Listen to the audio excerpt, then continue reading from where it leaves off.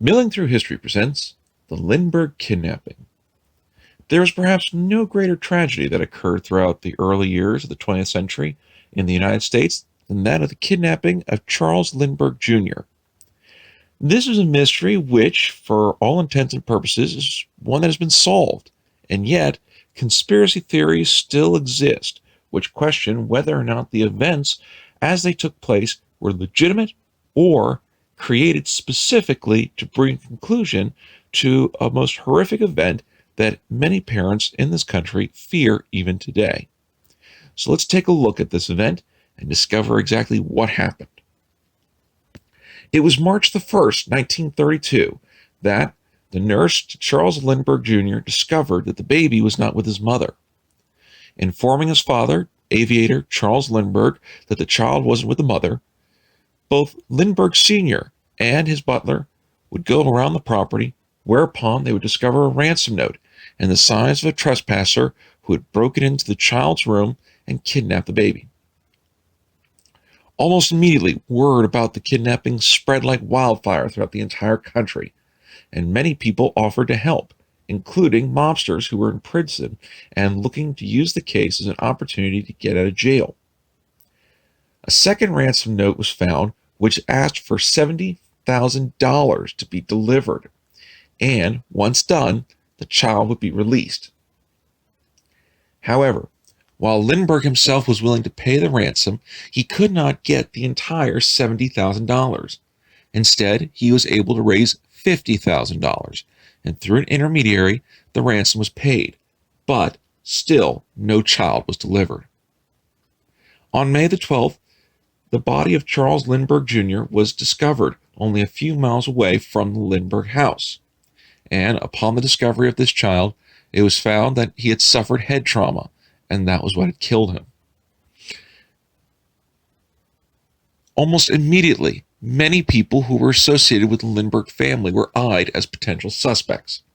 However, the police had a different method of tracking down the potential kidnappers. Before the $50,000 had been given to the individuals claiming to be the writers of the ransom notes, each serial number of the dollar bills that had been given were copied down and then submitted out to the banks. As these serial numbers were being tracked, it was discovered that the majority of the money that was used for the ransom was being spent in New York City.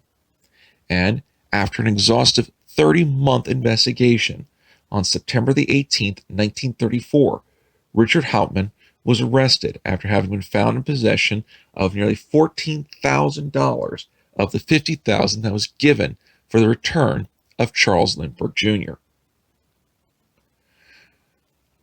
After his arrest, Hauptmann was put on trial, and the prosecution would use witnesses to show handwriting samples were identical to that of the original ransom note, along with materials from his own home that showed Hauptmann had built a ladder and had been successfully able to get inside a Lindbergh house to kidnap the child.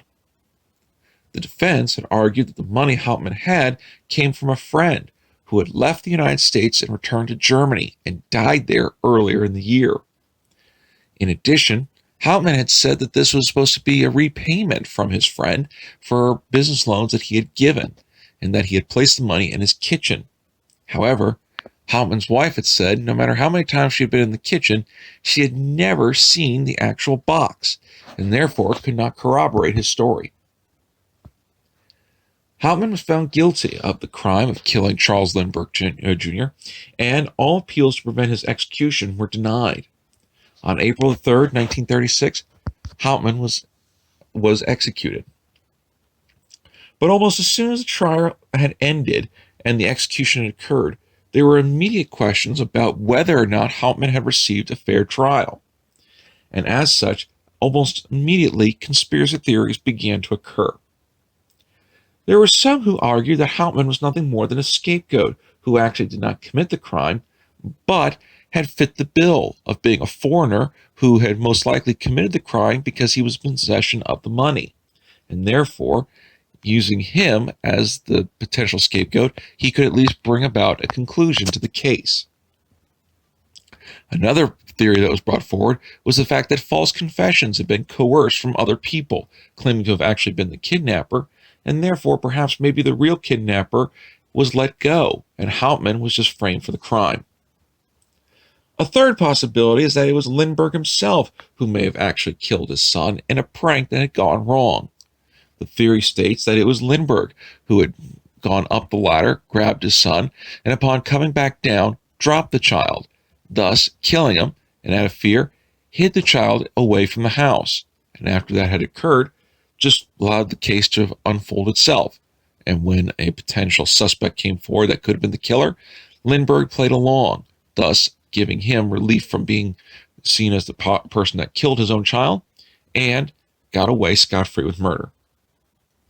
Regardless of the circumstance, though, Anna Hauptmann would never stop being convinced that her husband was innocent of the crime, and as such, would spend the next 60 years of her life, all the way until her death in 1995, trying to prove that her husband was innocent.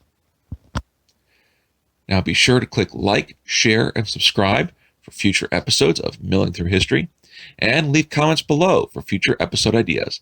And be sure to take a look at our suggested reading page. This episode was inspired by viewer Lillian.